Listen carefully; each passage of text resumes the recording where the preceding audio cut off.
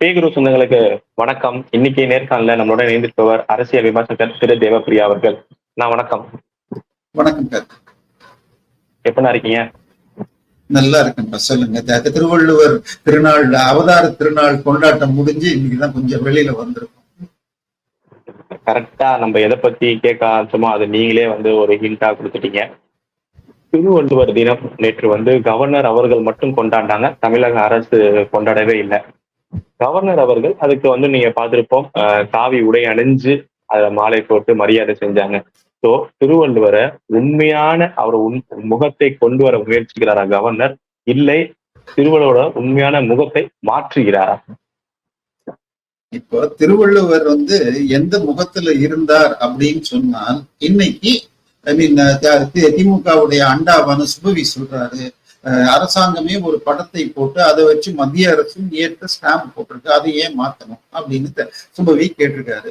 அடுத்தது, அரசாங்கமே தை 2ஆம் தேதியை திருவள்ளுவர் தினம்னு கொண்டாடுது, இவர் ஏன் வைகாசி விசாகம்னு சொல்றார் அப்படின்றாங்க. ஆக்சுவலா 1968ஆம் ஆண்டு 66ஆம் ஆண்டு தமிழக அரசு திருவள்ளுவர் தினம் என்பது வைகாசி விசாகம். ஆனால் வைகாசி விசாகம்ங்கிறது கொஞ்சம் நான் முன்ன பின்ன ஒரு வாரத்துக்கு முன்ன பின்ன மாறக்கூடும்.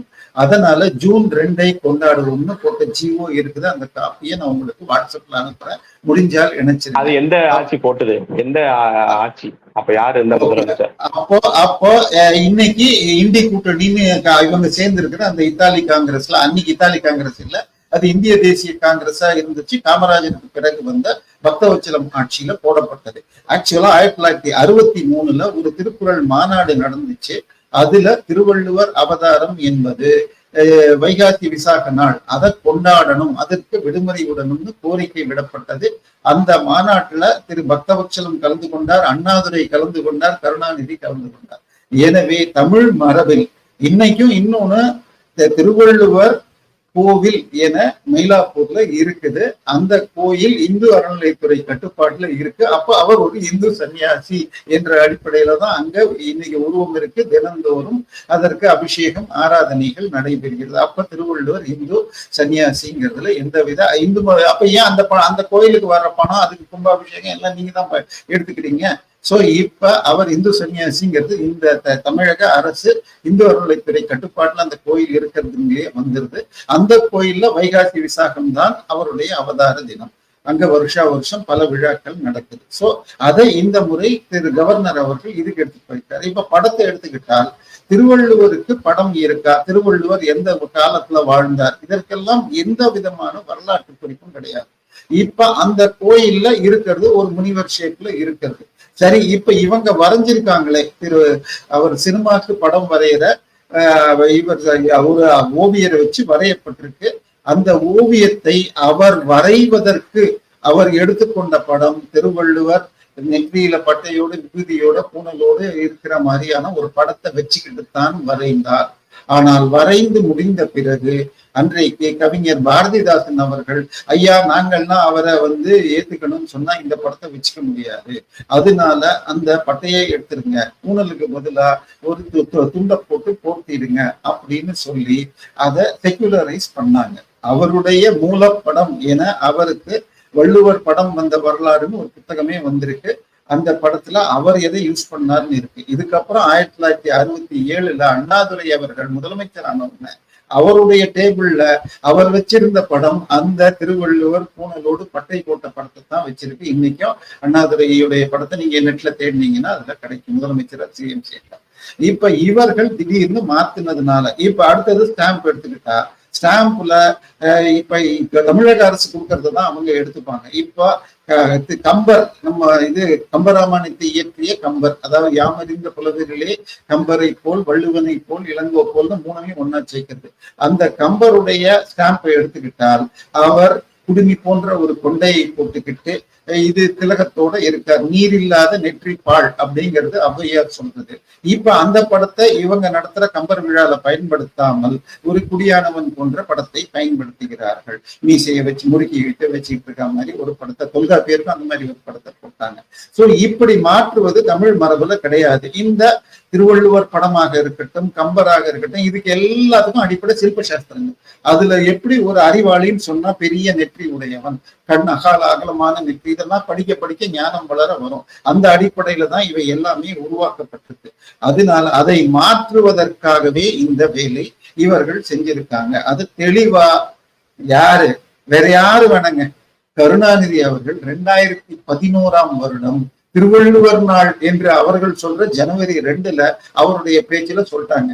அந்த படம் ரெடி ஆனப்போ நாங்க தான் சொல்லி அந்த துண்டை போட்டு மறைச்சோம், பூனல பட்டை இல்லாம மாத்தணும்னு சொல்லி அவர் பேசின இது தினமலருடைய வெப்சைட்ல இன்னைக்கும் இருக்குங்க, போய் பார்க்கலாம். இது என்னுடைய IIT கான்பரன்ஸ் பேப்பர்ல அந்த ஸ்கிரீன்ஷாட்டோட நான் எடுத்து காட்டியிருக்கேன்.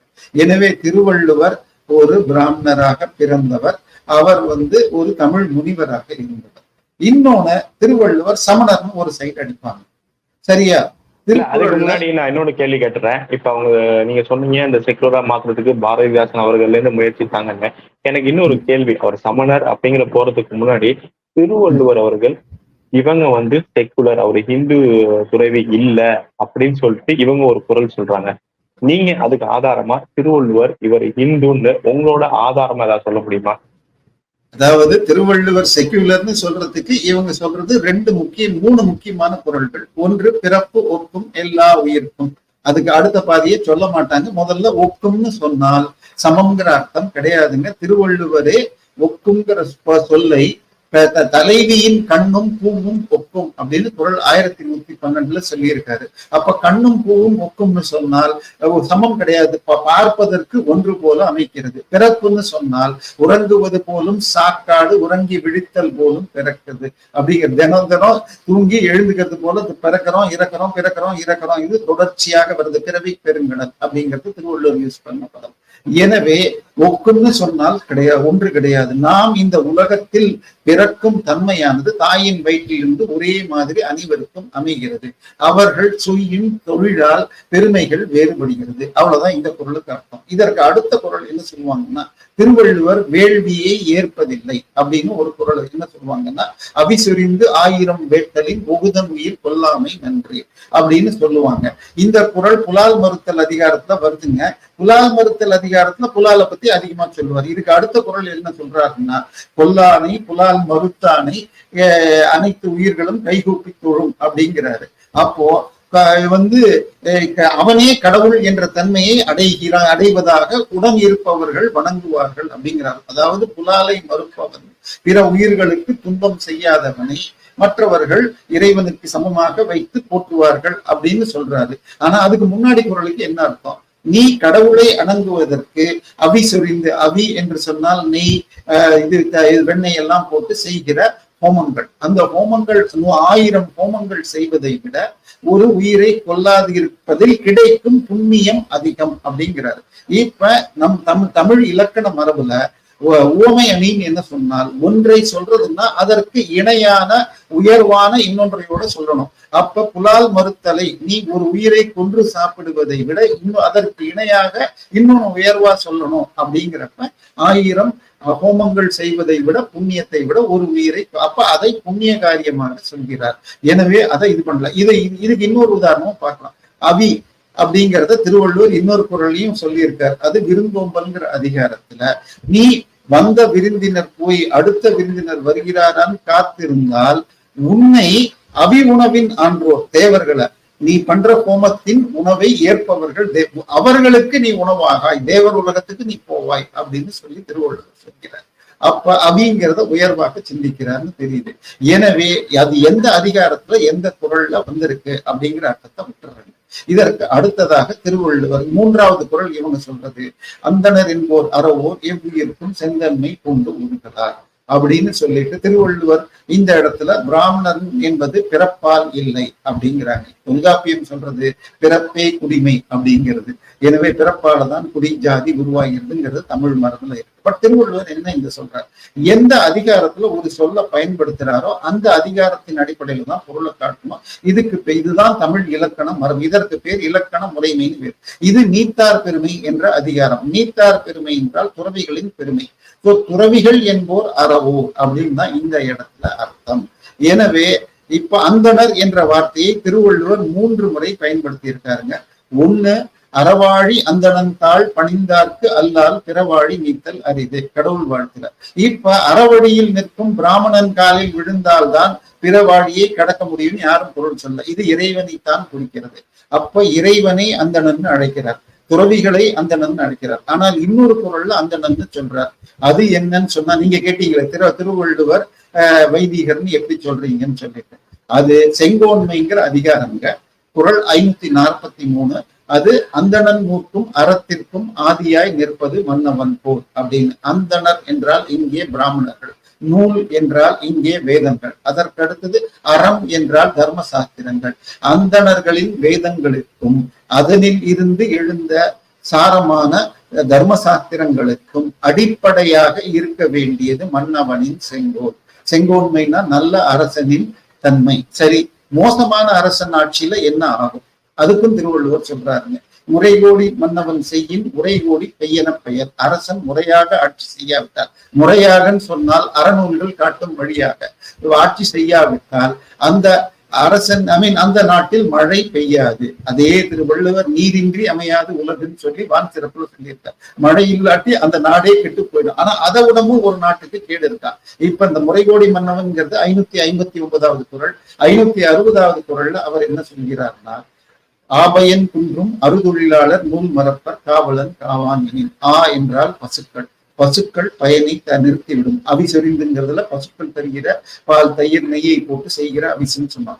ஆபயன் குன்றும் அறுதொழிலாளர் நூல் மறப்பர். அறுதொழிலாளர்னா ஷடகர்ம நிஷதர்கள். ஓதல், வேட்டல், அவைபிறர் செய்தல், ஈதல், ஏற்றல் அறுதொழிலாளனே அப்படின்னு சொல்லுது 18 பாடல். எனவே அறுதொழிலாளர்கள்னா பிராமணர்கள். பசுக்கள் பயன் தராது, பிராமணர்கள் வேதங்களை மறப்பார்கள், காவலன் காவானி. இதுதான் ஒரு மோசமான ஆட்சியின் அடையாளம் அப்படின்னு திருவள்ளுவர் சொல்றார். இப்ப அறுதொழிலாளர்ங்கிறது பிராமணனை குறிக்கல அப்படின்னு பொருள் செய்வாங்க. அதற்கு நம்ம புறநானூறு பாடல் 9 எடுத்துக்கலாங்க. அந்த பாடல்ல பாண்டிய மன்னன் எதிரி நாட்டுக்கு போய் போர் புரிய போனார்னா அங்க என்ன சொல்வார்? நான் இந்த நாட்டின் மீதுதான் போர் போடுறேன், அதுல நீ இந்த கீழே குறிப்பிடும் மக்கள் வெளியில போயிடுங்க, உங்களை நான் கொலை செய்யவில்லை. பசுக்கள், குழந்தைகள், பெண்கள், குழந்தைகள், பசுக்கள், பசுத்தன்மையுடைய பிராமணர்கள், அதுக்கப்புறம் மூத்த புதல்வர்கள், அதாவது குழந்தை பெறாத மூத்த புதல்வர்கள், தென்புல வாழினர் கடனின்று அறுக்கும் மூத்த புதல்வர்கள், இவர்கள் எல்லாரையும் நீங்கள் போரில் கலந்து கொள்ள வேண்டாம், உங்களை கொல்ல விரும்பவில்லை என்றார். சோ எதிரி நாட்டுல கூட வேதம் போதும் பிராமணர்கள் கொல்லப்படக்கூடாது. பசுக்கள், பெண்கள், கர்ப்பிணி பெண்கள், அதோட தென்புல வாழ்னர் கடனின்று அறுப்புங்கிறாங்க. இப்ப நீங்க கொஞ்சம் முன்னாடி நம்ம ஆரம்பிச்சப்ப நீங்க கேட்டீங்க சமணர் இல்லைன்னு எப்படி சொல்லுவீங்கன்னு சொன்னார். இல்வாழ்க்கை, அதாவது திருவள்ளுவர் அறத்துப்பாலையே 2ஆ பிரிச்சிருக்கார். இல்லறம், துறவரம் அப்படின்னு சொல்லி. அப்கோர்ஸ் அறங்கிற இல்லறங்கிற வார்த்தை எங்கேயுமே கிடையாது. சோ திருக்குறள் முழுக்க எங்கேயும் கிடையாதுங்க. பட் இல்லறவியல்னு நம்ம பிரிச்சிருக்கோம். இல்லறம் என்பது மனைவியோடு குழந்தையோடு வாழும் வாழ்க்கை. அதுல மனைவியை அடைவதை பத்தி உயர்வா திருவள்ளுவர் என்ன சொல்றாருன்னு சொன்னால், அதிகாரம் வாழ்க்கை துணை நலம். பெண்ணிற் பெறத்தக்க யாவுல கற்பெனும் திண்மை உண்டாக பெறும். கற்புடைய பெண்ணை பெறுவதை விட இந்த உலகத்தில் வேறு எதையும் பெறாது.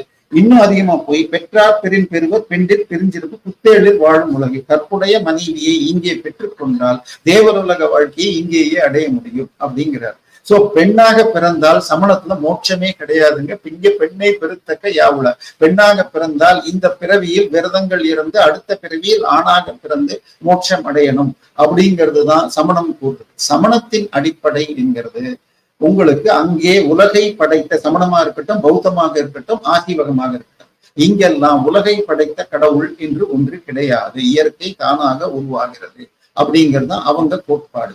திருவள்ளுவர் முதல் குறளிலேயே அகர முதல எழுத்தெல்லாம் ஆதி பகவன் முதற்றே உலகு அப்படிங்கிறார். இந்த உலகம் ஆதி பகவன்.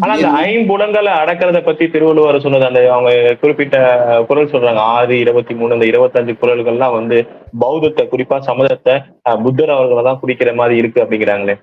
இல்ல நான் வரேன் ஒன்னொன்னா. முதல்ல கடவுள் கோட்பாட்டை எடுத்துப்போம். ஆதி பகவன் முதற்றே உலகு. ஆதி பகவனால் பரம் பொருள் பிரம்மம் என்பதை குறிக்கிறது. இந்த உலகம் இறைவனிடமிருந்து தொடங்குகிறது, இறைவனால் படைக்கப்பட்டதுங்கிறது. இதற்கு அவர் கொடுத்திருக்கிற உதாரணம் பாருங்க. அகர முதல எழுத்தெல்லாம். நம்ம தமிழ் புலவர்கள் அகர முதலன்னு சொன்னா இது தமிழ் எழுத்தை குறிக்கிறதா, வடமொழியை குறிக்கிறதா, உலக மொழி எழுத்துக்கள் எல்லாம் குறிக்கிறதா, உயிர் எழுத்து மட்டுமா, உயிர் பிளஸ் உயிர் மெய்யா, இப்படின்னு ஒரு ஆர்குமெண்ட் கொண்டு போறாங்க. ஆனா திருவள்ளுவரே சொல்லியிருக்கார், எண்ணென்ப ஏனை எழுத்தென்ப இவ்விரண்டும் கண் என்ப வாழும் உயிருக்கு. எழுத்துன்னு சொன்னால் அனைத்து இலக்கியங்கள்னு அர்த்தம். எனவே இங்க அகர முதல எழுத்து எல்லாம் அப்படின்னு போட்டா நீ கத்துக்க போற அனைத்திற்கும் ஆரம்பம் நம்ம அகரம் எழுதுவாங்க, அக்ஷர அபியாசம் சரி, அகரம் எழுதி தொடங்குகிறோம். இப்போ நீ இப்ப கற்ற கல்விங்கிறது எந்த இடத்துல, நீங்க இப்ப மெட்ராஸ்ல இருக்கீங்க, நாளைக்கு நீங்க பெங்களூர்ல போறீங்க, அங்க தமிழ் கூட பேச மாட்டாங்க.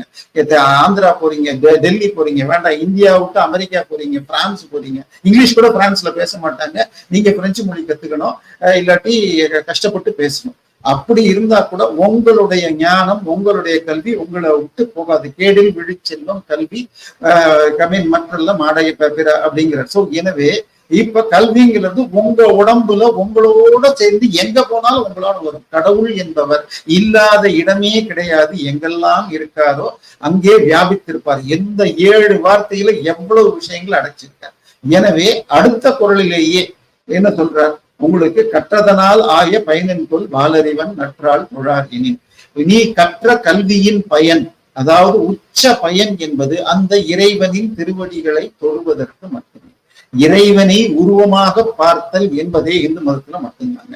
அடுத்தது அந்த இறைவனை திருவடியை தொழுவதற்குத்தான் கல்விங்கிறார். இப்ப நம்ம பார்த்தோன்னு சொன்னால் தஞ்சாவூர் தமிழ் பல்கலைக்கழக முன்னாள் துணைவேந்தர் திரு பொற்கோ அவர்கள் என்ன சொல்லி இருக்காருன்னு சொன்னால், திருவள்ளுவர் இந்த குறளில் காட்டுவதன் மூலம் இறைவனை வணங்கி இறைவனை போற்றுவதை தவிர மாற்றான விஷயத்தை திருவள்ளுவர் கல்வியிலே பார்க்கலன்னு. இன்னொரு குறள்ல திருவள்ளுவர் சொல்லுகிறார், கற்று ஈண்டு மெய்ப்பொருள் காணார் மற்ற ஈண்டு வாரா நெறி. மற்ற ஈண்டு வருதல்னா இந்த ஆன்மா மீண்டும் மீண்டும் பிறக்குது, உறங்குவது போதும் சாக்காடுன்னு நீ சொன்ன உங்களுக்கு. அப்போ மற்ற ஈண்டு இதே ஆத்மா வருது. நீங்க பௌத்தம்னு சொன்னீங்க, ஆத்மா திருப்பி பிறக்காது. பௌத்தத்துக்கு 2 பெயர்கள் உண்டு. அவர் வச்ச பெயரு ஆரிய அஷ்டாங்க தர்மம்னு பேருங்க. இன்னொரு பெயர் அனாத்மா மதம் இருக்கு, ஆத்மா இல்லாத மதம். அதே ஆத்மா திருப்பி பிறக்குதுங்கிறத அவங்க ஏத்துக்கல. எனவே அவங்க உலகை படைத்த கடவுளை ஏற்றுக்கொள்ளவில்லை. ஏன்னா பௌத்தமும் சமணமும் ஆசீவகமும் உலகை படைத்த கடவுளுங்கிறத ஏத்துக்கல. இது எல்லாத்தோட ஈஸியா புரியணும்னு சொன்னா, திருக்குறள் எழுதப்பட்டது, திருக்குறள்ல இருக்கிற புதிய சொற்கள் பல. கழகம்ங்கிற வார்த்தை இருக்கு, சூதாடும் இடம்ங்கிற அதிக பொருள்ல இருக்கு. இந்த மாதிரி சொற்கள் மாற்றம் எல்லாம் ஏற்பட்டு அது இயற்றப்பட்ட காலம் அது 8-9ஆம் நூற்றாண்டில். அதிலிருந்து ஒரு 100 ஆண்டுக்குள் எழுந்தது மணக்குடவர் உரை. மணக்குடவர் உரை உரையாசிரியர்கள் அப்படின்னு ஒரு PhD-ஐ அரவிந்தன் என்பவர் பண்ணியிருக்கார். அவருடைய ஆய்வுப்படி மணக்குடவர் தமிழ் சமணர். அவர் சமணராக இருந்தாலும் தமிழ் இலக்கண நெறியோடு பொருள் பண்ணியிருக்கார். அவர் திருவள்ளுவர் கடவுள் வாழ்த்தை தெளிவாக உலகை படைத்த பிரம்மத்தை குறிப்பிடுகிறார் அப்படின்னு தான் கூறியிருக்கார். அதே போல வகுத்தான் வகுத்த வகையில்லால்னு ஊழல சொல்றப்ப ஊழை வகுக்கும் கடவுள் அப்படிங்கிறாரு. அதுக்கு அடுத்தது திருவள்ளுவர் சனாதனியா இல்லையா, இந்த ஒரு இது மிக மிக அதிகமாக எடுத்து. சனாதனம்னா நிலையானது, மாற்ற முடியாதது அப்படிங்கிறது. அப்ப திருவள்ளுவர் நிலை இல்லாததுங்கிறது என்னத்தை சொல்கிறார்னா, இந்த உலகத்துல பிறந்து இறந்து மீண்டும் பிறக்கிறது நிலை இல்லாதது அப்படிங்கிறார். அப்ப இந்த நம்ம பிறக்கிறதுக்கு என்ன காரணம், அவா என்பதே எஞ்ஞானும் பிறப்பு ஈனும் வித்து அப்படிங்கிறார். ஆசைப்படுதலே நாம் மீண்டும் மீண்டும் பிறக்கிறது. ஆசைக்கு இன்னொரு வார்த்தை பற்று. எதுக்கு ஆசைப்படணும், வேண்டுங்கால் வேண்டும் பிறவாமை வந்து வேண்டும் மற்ற எல்லாம் தானே வரும். இப்ப பற்றற்ற கண்ணே பற்று அறுக்கும் மற்ற நிலையாமை காணப்படும். சோ இந்த உலகத்துல மீண்டும் மீண்டும் பிறந்து வாழ்ந்து இறந்து பிறந்து வாழ்கிறது நிலையாமை. இந்த நம்ம ஜீவாத்மாங்கிறது இறைவனோட இறக்கும் தன்மை, பரமாத்மாங்கிறது. ஜீவாத்மாங்கிறது மனுஷனாக மீண்டும் மீண்டும் பிறக்கின்ற அந்த நிலையாமை, அந்த இறைவனோடு கலத்தல். பிறவி பெருங்கடல் நீந்துவார் நீந்தார் இறைவனடி சேராது, இறைவனோடு மீண்டும் கலத்தல் தான். இதை அதே அதிகாரத்திலேயே சொல்லிட்டார். பற்றுக்க பற்றற்றான் பற்றினை ஐ மீன் அந்த இறைவனின் திருவடிகளை பற்றி கொண்டால் மட்டுமே தான் அந்த பற்று அறுக்கப்படும் அப்படிங்கிறாரு. அதனால திருவள்ளுவர் இவ்வளவு தூரம் நீங்க இந்த ஆதாரப்பூர்வமா சொல்றீங்க. பட் இதெல்லாம் வைக்காம நேற்று கவர்னர் அவர்களை வந்து சட்ட அமைச்சர் ரகுபதி அவர்களா இருக்கட்டும், கனிமொழி அவர்களா இருக்கும் போன்றவங்களாம் வந்து ஒரு தனிநபர தாக்குதல் மாதிரி பொருள் கையில பூமாலை கிடைத்தா எப்படி இருக்குமோ அதே மாதிரிதான் இப்ப அந்த நிலைமை அப்படின்னு சொல்லிட்டு இந்த மாதிரி ஒரு அமைச்சர் அவர்கள் வந்து பேசுறதை எப்படி பாக்குறீங்க? அதாவது இப்ப நீங்க குரங்கு கையில பூமாலைன்னு நம்ம ஆட்சியை கொடுத்தவர்கள் பேசுகிறார்கள், மக்கள் அவர்களை தேர்ந்தெடுக்கிறார்கள். நாய் பெற்ற தெங்க பழம்ங்கிற மாதிரி இவங்க தமிழ் அறிவு இல்லாம பேசுறாங்க. திருக்குறள்ங்கிறது 1330 புத்தகங்கள் கொண்ட குறட்பாக்களை கொண்டது. ஒரு 10 குறளை மாத்திரம் இவங்க ஞாபகம் வச்சுக்கிட்டு இவங்க சொல்றாங்க. அதாவது யானை குருடன் யானையை தொட்டது போல அப்படின்னு ஒரு பழமொழி இருக்குங்க. 5 குருடர்கள் போறார், ஒருவர் போய் பின்னாடி இருக்கிற வாழை தொட்டுறாரு. அவர் வந்து யானைன்னா மயிர் கொண்ட ஒரு சின்ன குச்சி மாதிரி, கொடகடன்னு இருக்கிற ஒரு குச்சி மாதிரிங்கிறாரு. இதை தொட்டவர் செவுரு மாதிரிங்கிறார், சைட்ல தொட்டவர். இதை தொட்டவர் வந்து அவருடைய 5 கை அப்படின்னு பேர், 5 கரத்தான் சொல்லுவான். அந்த தும்பிக்கையை தொட்டவன் இல்ல ஒரு திக்கான டியூப் மாதிரி அப்படின்னு சொல்றான்.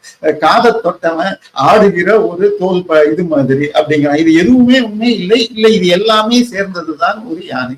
அப்படி இருக்கிறப்போ குருடன் கையில கிடைச்ச திருக்குறள் மாதிரி இவங்க சொல்றாங்க. சமணம்னு சொல்றவங்க என்ன பண்றாங்கன்னா, திருவள்ளுவர் அஹிம்சையை சொல்றது, புலால் மறுத்தல் சொல்வதை கூறுகிறார். அதே திருவள்ளுவர் செங்கோன்மை அதிகாரத்துல கொலையின் கொடியோரை வேந்தறுத்தல் களை பிடுங்குவதற்கு சமம்ங்கிறார். அப்ப நீங்க செடி வளர்க்குறீங்க, அந்த களை வளர்ந்ததுன்னா உங்க பயிரையே அழைச்சிடும். அது போல அந்த செடியை வேரோட பிடுங்கி எறியும். அது போல கொலையின் கொடியோரை ஒரு அரசன் வேற பிடுங்கி எறிகிற மாதிரி அழிக்கணும் அப்படிங்கிறார். அதே மாதிரி விழுப்பம் படாத நாளே வந்து நல்ல நாள் அப்படின்னு ஒரு வீரன் கருதுவான்கிறார். நீங்கள் சண்டை போட்டு தேனோ கத்தியில அடிபடணும்னு நினைக்கிறேன். இது வந்து சத்திரியர்களுக்கு மட்டுமான அறம். சோ சத்திரியர்களுக்கு தனியான அறம் கொடுக்கிறார். எனவே திருவள்ளுவர் அன்றைய காலகட்டத்தில் மக்களுக்கு இந்திய தர்ம ஞான சாஸ்திரங்கள் படியாக சொல்லியிருக்கார். அதை நீங்க இப்பொழுது இதுக்கு கடைசியா முடிக்கிறதுக்கு முன்னாடி சொல்லிடுறேன். பல தமிழ் புலவர்கள் 20ஆம் நூற்றாண்டுல திருக்குறளை சமணத்தோட சொல்லியிருக்கார். ஆனால் ஔவையார் 12ஆம் நூற்றாண்டுல, இவர் பரிமேலழகர் எழுதுவதற்கு 200 ஆண்டுகளுக்கு முன்னால் எழுதுவார். தேவர் குறளும் திருநான்மறை முடிவும் அப்படின்னு போற குறள்ல அவர் என்ன சொல்றாருன்னா, திருவள்ளுவ நாயனார் எழுதிய குறளும் திருநான்மறை வேதங்கள் கூறும் முடிவுன்னா வேதாந்தங்களும், அத்தோட அவர் என்ன சொல்றாருன்னா நம்மாழ்வார் எழுதிய திருவாய்மொழியும் முனிமொழியும், அதுக்கப்புறம் மூவர் முதலிகள் அதாவது அப்பர் சுந்தரர் ஞானசம்பந்தர் இவர்கள் கொடுத்த தேவாரங்கள் கூறும் முடிவும், திருமந்திரமும் திருவாசகமும் கூறும் எல்லாம் ஒரு வாசகம் என்று உணர் அப்படின்னு சொல்லி ஔவையார் கூறியிருக்காரு. இதை நீங்க ஏத்துக்கலன்னா நீங்க உங்களுக்கு புரிதல் இல்லைன்னு அர்த்தம். இதுக்கு உச்சகட்டமா லாஸ்டா முடிக்கிறேங்க. ஹார்வர்டு PhD 2020 ஹார்வர்ட்ல இருந்து ஜேசன் ஸ்மித் அப்படிங்கிறவர் பாண்டிச்சேரியில வந்து 8 மாசம் தங்கி இருந்து ஒரு PhD பண்றார். அவருக்கு கைடாக இருந்தவர் ப்ளூனி அப்படிங்கிறவர். அவரும் நல்ல தமிழ் அறிவு பெற்றவர். அவருக்கு குரல்ல திருக்குறளில் சமணம் முழுமையாக இல்லை. ப்ரொஃபசர் சக்கரவர்த்தி நாயனார் வந்து திருக்குறள் முழுமையாக பார்க்காமல் சில குரட்பாக்களை வைத்து சொல்லியுள்ளார். அடுத்ததாக ஆர்ச் பிஷப் அருளப்பா என்பவர் திருக்குறள் கிறிஸ்தவம் என்று சொன்னதற்கு எந்தவித ஆதாரமும் இல்லை அப்படின்றார். மூணாவதாக அவர் என்ன பண்ணார்னா, திரு நாகசாமி பேர டாக்டர் நாகசாமி அவர்கள் திருக்குறள் வடமொழி தர்மசாஸ்திரங்கள் அடிப்படையில் எழுந்தது அப்படின்றார். ஆனால் அதற்கு இன்றைய காலத்தில் சரியான மறுப்பு வராவிட்டாலும் சில காலங்கள் முன்பாகவே ஔவை துரைசாமி பிள்ளை அவர்கள் திருக்குறள் தமிழ் மரபில் எழுந்ததுன்னு எழுதியிருக்கார். ஆனால் திருக்குறளை ஆராய்ச்சி செய்யும் பன்னாட்டு அறிஞர்கள் 50க்கும் மேற்பட்ட குறள்கள் நேரடியாக மனுஸ்மிருதியின் பொருளாக உள்ளது. பல வேறு பல வடமொழி சூத்திரங்களின் நேரடி மொழிபெயர்ப்பாக உள்ளது. பகவத்கீதையிலிருந்து இருக்கு. அப்படி இருக்கிறதுக்கு என்ன காரணம்னு சொல்லாம வெறுமனே இது தமிழ் மரபுன்னு சொல்ல முடியாதுன்னு ஹார்வர்ட் PhD 2020 சொல்லுதுங்க. இப்போ நீங்க சொன்னீங்க இவர்கள் இப்படி எதிர்க்கிறார்கள். நான் கடைசியா திரு அப்பாவு, அவர் ஒரு கிறிஸ்தவ மத வெறியர்னு நமக்கு தெரியும். நீங்க இப்படி காவி போட்ட மாதிரி நான் வந்து ஆளுநருக்கு குல்லாவும் அவருடைய மனைவிக்கும் பர்தாவும் போடுற என்ன தப்பா அப்படின்னு கேட்கிறார். பர்தாவை பத்தி ஈவே ராமசாமியார் என்ன சொல்லியிருக்காருன்னு சொல்ல வேண்டாம். கருப்பு சாக்குக்குள்ள பெண்ணை அடைக்க கூடாதுன்னு சொன்னாரு. அதே ஈவேரா திருக்குறளை மதம் என்று கம்பேரும் பண்ணியிருக்காரு. நம்ம அதுக்குள்ள போக வேண்டாங்க. ஆனா போன வருஷம் தெய்வநாயகம் என்பவர், அவர் திருக்குறளை கிறிஸ்தவம் என்று பல கோடி ரூபாய் பணம் பெற்றுக்கொண்டு எழுதி வருபவர். அந்த நூலை திருமாவளவன் வந்து ரிலீஸ் பண்றப்போ திருவள்ளுவர் ஞானஸ்தானம் பெற்ற கிறிஸ்தவர் என்று இந்த புலவர் கூறுவது ஆராய்ச்சிக்கு உரியது அப்படின்னு சொல்லியிருக்கார். அவருடைய ஆராய்ச்சி முழுவதும் தவறு அப்படின்னு சொல்லி ஜஸ்டிஸ் இங்கு சென்னையில் மீட்டிங் நடந்த போது சவுந்தரா கைலாசம் முதல் அந்த ஜஸ்டிஸ் வரை பல பேர் கூறியிருக்காங்க. அந்த அவருடைய PhD ஆராய்ச்சி நூல் அல்லன்னு சொல்லிட்டு அந்த ஆராய்ச்சியை கொடுத்த இன்டர்நேஷனல் தமிழ் ஸ்டடீஸ் பன்னாட்டு தமிழ் இதுவே கொடுத்திருக்கு. எனவே இவர்கள் அப்ப இதுவரைக்கும் யாராவது தெய்வநாயகத்தை கண்டிச்சிருக்காங்க. தெய்வநாயகமுடைய ஆய்வு முழுக்க கிறிஸ்துவ சர்ச்சுடைய பணத்தில் நடந்தது. அதை கண்டிக்க தைரியம் இல்லாதவர்கள் திருவள்ளுவர் எதை வைத்து எழுதினாரோ அதை சொன்னால் இவர்களுக்கு வலிக்கிறது. நாம் வேரில் செல்கிறோம், அவர்கள் அந்நிய நச்சு மரபை போற்றுகிறார்கள். திருவள்ளுவர் ஒரு இந்திய ஞான மரபில் ஒரு ஞானி. அவரை காவியிலும் போடலாம், வெள்ளையிலும் போடலாம், உங்களுக்கு விருப்பம் போனவர். ஆனால் திருக்குறள் படி வாழுங்கள், திருவள்ளுவர் படி வாழுங்கள். அதுதான் நமக்கு. கவர்னர் அவர்களால மிகப்பெரிய உண்மைகள்லாம் பல இது வெளியில கொண்டு வருது. இப்ப இருக்க இளைஞர்கள் திருக்குறள்ல உண்மையாம என்ன சொல்லியிருக்காங்க அப்படிங்கிறது தெரிய ஆரம்பிக்க வருது. பொறுத்திருந்து பார்ப்போம் இந்த திருவள்ளுவர் பிரச்சனை எப்படி நீண்டிக்கிட்டு போகுது அப்படின்னு. உங்க நேரத்தை எங்க தரத்துக்கு வந்து பயந்தமைக்கு ரொம்ப ரொம்ப நன்றி. நல்லதே நடக்கும். வாழ்வாழ்ந்த. வணக்கம்.